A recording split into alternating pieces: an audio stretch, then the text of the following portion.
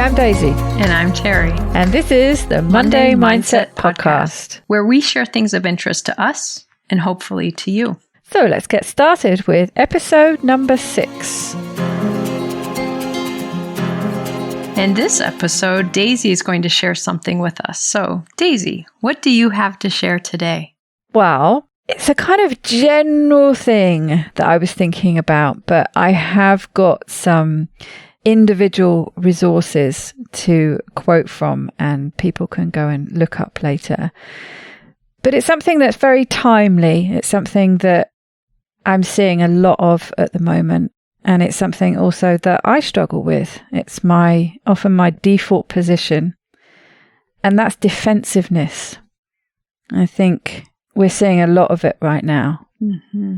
There's that immediate defensive position. Yes, but. And the way I was thinking about it was that when you're defensive, you close down, or at least it makes it a lot harder to be open and curious and empathetic. So I had this, especially with it being timely, I had this as the subject I wanted to talk about, but instead of starting from a podcast episode or something I'd watched, it was just this sort of general term that I wanted to talk to you about, and I knew you'd have a lot of insight into it. So I went and I looked for some articles about defensiveness and empathy and found some pretty good ones. The first one is called Barriers to Empathy, written by Tracie Abram out of the Michigan State University. And she's actually quoting, I think would be a favorite with a lot of listeners, certainly a favorite with me, and that's Brené Brown. And they're quoting her talking about sympathy. And she says, "I'm over here and you're over there. I'm sorry for you and I'm sad for you. And while I'm sorry that happened to you, let's be clear, I'm over here." And they say, in most cases, when we give sympathy, we do not reach across to understand the world as others see it. So it's this whole difference between sympathy and empathy. And I just feel the whole defensiveness is wrapped up in that. And it's a really big barrier to stopping you being empathetic. And I think empathy is what we really need right now. And we really need all the time. So although it's very timely, it's something that I think you can just apply to any conversation you're having with somebody when they're trying to tell you something that's important to them. You need to not be defensive. You need to keep those defenses down so that you can truly listen and hear what they're saying. And another thing they mentioned in this article, which I think again is something that a lot of people think and worry about, they say the biggest barrier to empathy is the pressure we put on ourselves to say the perfect thing or to get it right. And the empathy is about listening for and acknowledging feelings or having the willingness to understand. Another article I have is titled Struggling in a Stranger's Shoes, Barriers to Empathy. And it's written by someone called Salomé. I don't know whether it's Bucher or Bucher, Bucher. I always like to get people's names right, so I'm not quite sure how to. I've probably butchered that. Pun on words. But she says, empathy, by contrast to sympathy, she's talking about, does not demand that we feel sorrow for others, merely that we understand and relate to their feelings. While a sense of helplessness in the face of many events in this world is completely understandable, a resulting unwillingness to empathize with those whose lives we cannot change is not. And it just feels so important right now to try and listen to what other people are saying from that position, from a position of empathy. And what I'm seeing a lot of is this position of defensiveness. And I understand that because, like I say, it's something that I often default to. And I think a lot of people do. It's a natural inclination to feel defensive, especially if you're feeling attacked in some way. And there are some great resources out there, some great people to follow and listen to who talk about it much more eloquently than I do. And there's a couple here that I want to mention. There's a guy on Instagram called Brandon K. Good, and he posted a short video that he entitled Defensiveness and Growing Your Allyship. And I like him. He's very good at alleviating some of your concerns that you might be feeling as a white person at the moment. And he really gets the message across very well.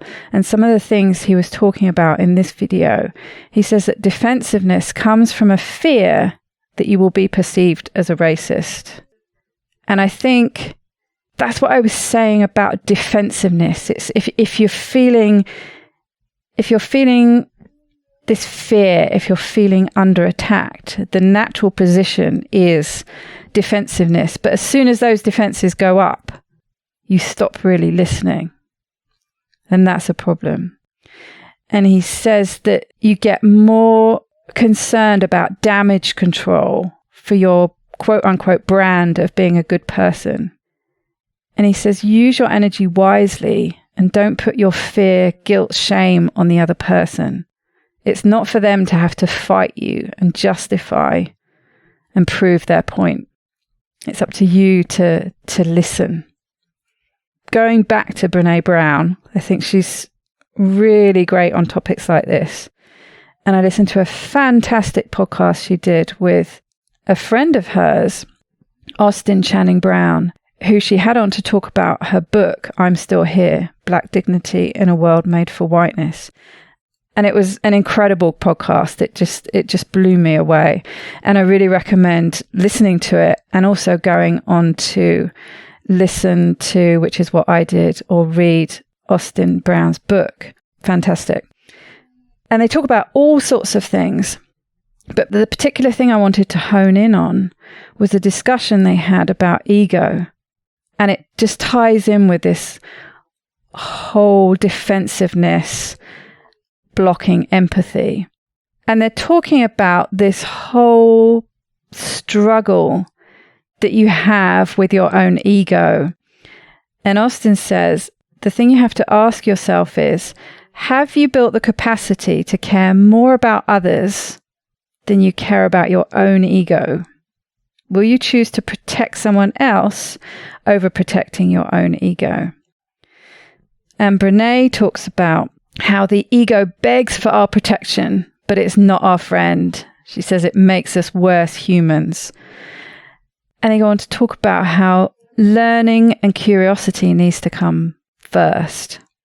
And Austin basically sums it up by saying the work of anti-racism is the work of becoming a better human to other humans. And so it's just this whole thing about dropping your defenses, not putting your ego first, and really, truly listening. And just to go back to, and I'm sure you'll have something to say about this, going back to the Struggling in a Stranger's Shoes article I mentioned earlier, she talks about how empathy triggers the release of oxytocin, the hormone responsible for trust, attachment, and bonding, which in turn is linked to greater generosity and altruism. And she says, from a societal point of view, empathy also allows us to look beyond our immediate circle and make decisions that are good for the entire community. So actually, although it's really hard to not listen to your own ego, to not listen to it begging for you to protect it, and it's painful to push through that, if you can push through and become empathetic, you potentially start releasing some of these feel-good hormones. And so you actually, you get through that pain, and on the other side of it is why I think we start to feel better. When we really do genuinely empathize with the other person, you start, I think anyway, you start feeling that connection. And I guess that's when these hormones start releasing. It's interesting because as you were just saying that, I was thinking back to some other conversations we've had about healing and feeling good. And if I'm coming from a place of defensiveness, I assume that's triggering those excitatory hormones, adrenaline, norepinephrine, things that make me tense. And so even engaging in the conversation gets more and more uncomfortable because I'm having a physiological response. And as you just described, oxytocin being connected with empathy, the more I can let myself really connect and hear another's perspective, I can get a feel-good hormone to help that work even better and engage even more. And so from what you're describing, again, just the idea that there's a biological thing happening with defensiveness versus with empathy. One helps us feel good, one helps us feel tense. And when we're tense, we can't take in more. We don't have the capacity. And when we're feeling good and empathic and open, then we can take in more and understand more. It's a really cool way to think about it. Yeah, that makes sense. And it makes sense how one starts triggering a cycle and makes it more and more difficult to switch out of that state. You can see why if you start feeling defensive and you start releasing those chemicals, that you're going to be feeling more and more defensive, and it's going to be more and more difficult to lower that. Go back to another one you quoted, and I don't remember who said this. I think it was the person from Instagram that you said that defensiveness is about the pressure we put on ourselves to get it right. And if I'm feeling that pressure and I'm having these negative hormone responses, I'm going to feel more and more pressure to get it right. So I'm actually going to solidify my belief even more and start to argue it more vehemently because I'm putting more and more pressure on. I have to be right. And that topic brought out something else for me. I've always said in a different context, but in interpersonal interactions, like in a romantic relationship, let's say, if two people are having a difference of opinion or a conflict, if we see our goal as being right, we become very rigid and we just keep arguing our point. And our whole purpose in this discussion now is to prove ourselves and be right. Versus in that relationship, the goal of that conversation works much better if that goal is actually to connect. And in what you're describing about empathy, it's about understanding and having empathy. Rather than win by being right, we win by connecting and understanding. And I think for a lot of us, that's a big shift to take, to put less pressure on ourselves to be right and see being right as winning, and more emphasize the need to connect and understand. And that's winning. Yeah, I think you're right. And what you were saying just then about the pressure to get it right. And it's funny, this episode, I've been thinking about it for a while, and I knew what I wanted to say, and I had it all worked out, and I've had all these different things I've listened to, but I've really struggled with getting it across how I wanted to. And I think part of that is the pressure that I feel with this subject to get it right. Mm-hmm. And it makes you second guess yourself, and it makes you stumble, and you start just closing off and things not running as smoothly as you would like them to. And you do just lose that connection. Absolutely. As you're describing this will be hard for me to articulate maybe, but I'm thinking about, we keep using the word being right. And it makes me wonder about different levels of that. The idea of being right, having the correct information, the correct stance, being seen as right, and seeing ourselves as right. not content-wise, but seeing ourselves as good people. And that's a high priority for a lot of us, for most of us. And so wanting to be seen as right, meaning taking the right stance, wanting to see ourselves as good, puts so much pressure on, as you said, to get it right, say it right, and again, be perceived as good. Yeah, it's a hard pill to swallow, isn't it? To drop your defenses enough. As Austin and Brené spoke about, this whole problem, this stumbling block, this barrier that gets put up with your ego, and wanting to be a good person. And forget, yes, I know we want other people to think we're a good person, but forget that for a moment. Just wanting to see yourself as a good person. But that's still being held up, isn't it? Still being held up by that stumbling block of ego. It's still, like Brené talks about, it's the ego crying out for you to protect itself. So when I said at the beginning that defensiveness is something that I struggle with, you can see it is. Well, and I think it's a very natural thing, and I'm glad you brought it up so we can dig into it a little more, and each of us individually, and work on why we've kept our defenses and how to ease them. But if I'm in a conversation with someone who's sharing with me their perspective that I don't understand and maybe don't agree with, particularly around the anti-racist movement right now, I think most of us want to see ourselves as you said, a good person. And if you're saying things that challenge me in that I might have to believe I'm not right, I might even have to hear those words as applying to me, that I do some things that are racist, that I believe some things, maybe not even consciously, but that I have continued to act in certain ways that are racist. It makes complete sense that I would want to defend against that, because I'm going to have a hard time seeing myself as good if I acknowledge that.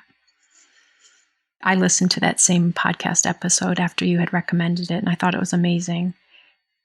Listening to them, listening to you and I talk about this, it's that complexity of, I want to understand, but in being open to understand, I'm going to have to look at myself more honestly. And again, I can't do that if I'm being defensive. And I have a natural propensity to want to defend against seeing myself as being a perpetrator in some way, or being, a holder of beliefs that are racist or negative. So it's hard. It's a deep process, I think.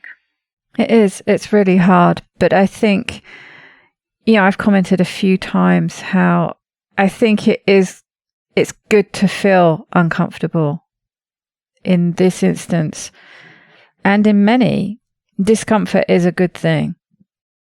But yeah, it's hard.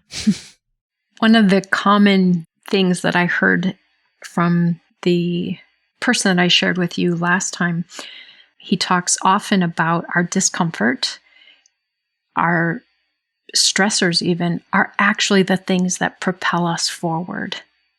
They are what make our body go forward. They're what make our mind go forward.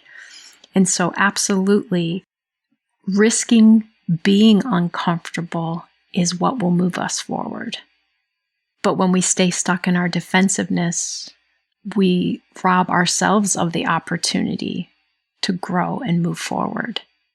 And I do like what we mentioned about that there is actually a physical payoff at the end of it. That's not what you do it for, but that release of oxytocin and that feeling of connection, there kind of is a reward at the end of it. And that it perpetuates the process. Yeah. If I get that feel-good feeling from it, I will be able to be more open and learn more and continue to grow. Yeah, that echoes with what you were saying last week about not focusing on the goal, but the rewards, the dopamine hits you get from all the little steps in the process. It's that same thing, isn't it? That feeling that you've grown and you've got a bit closer towards the goal that you're getting for. You know, in this instance, I feel like, well, I don't feel like I know it's a goal I'm never going to completely get to, but it's something that I can take small steps all the time with getting closer and closer. And you do feel better with each step you do manage to take. So again, Daisy, even in just thinking about what you just described, maybe the end goal is hard to see, but if the goal really is, as the author said, the work of anti-racism is to become a better human for other humans, you are working on that. You are achieving that step by step. And again, defensiveness cuts you and everyone else off from that. Well, that was quite a difficult topic to cover, but I feel better for having spoken to you about it. I always feel, especially if I'm struggling when I'm trying to get my point across, I feel a lot calmer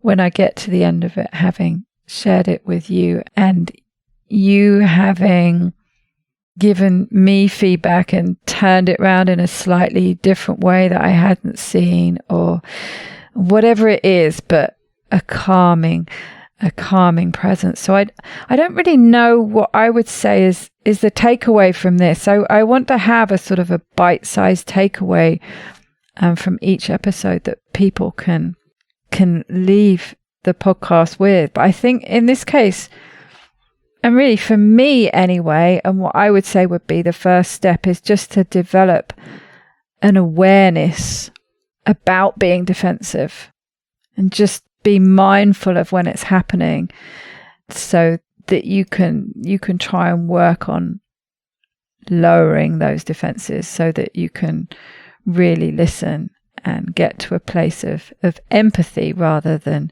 sympathy.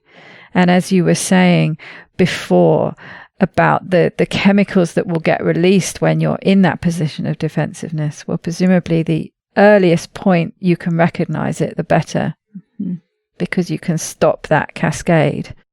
I also think for me, the takeaway is just to further affirm the idea that in human interactions and relationships, if I can place the goal on connecting and better understanding, that's when I and the other people win, versus when I place my goal on my own being right, being seen as right, or seeing myself as good, that those things tend to interfere and prevent me from truly understanding and having true empathy.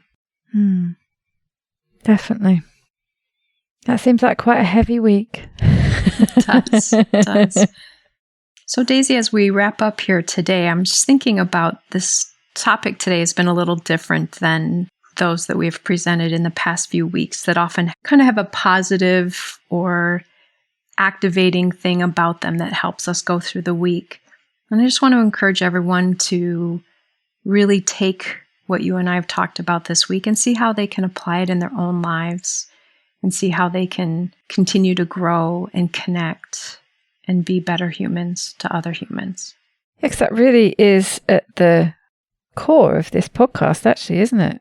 It's all about our connection with each other, you and I, and the connection that we hope to have with the audience as well. And that ripple effect so that they have that connection with themselves and with other people. And, we are going through really difficult times right now.